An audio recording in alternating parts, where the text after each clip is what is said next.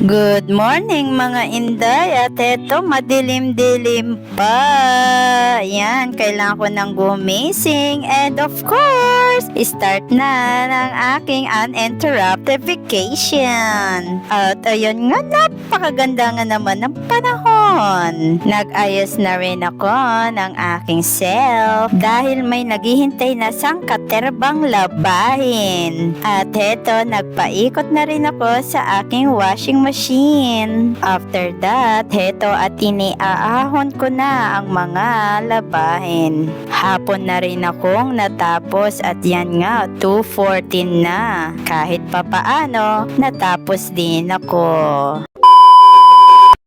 Good morning mga inday and second day ng bakasyon. At tignan nyo nga naman, 9:44 na, tinanghali na ako ng gising. Syempre, maganda ang panahon. At dahil dyan, heto muna ang ginawa ko, ang aking PMS portfolio. Syempre, print muna si Inday. And here you it, eto na ang final product.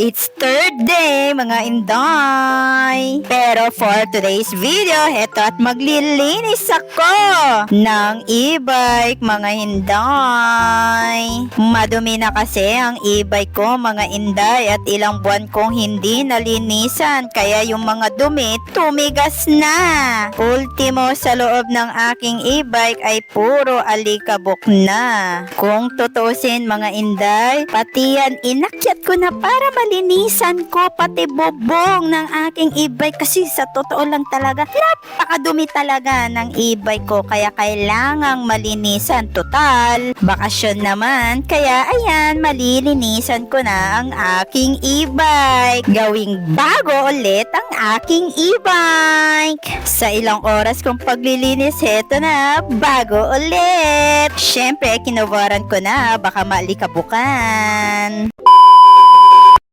Good morning mga inday. Heto at tulog-tulog pa si Inday. Oh, it's Saturday nga pala at napakaganda ng panahon. Kaya si Inday linis mode muna at heto nga pala ang aking working area. Kaya si Inday linis mode muna.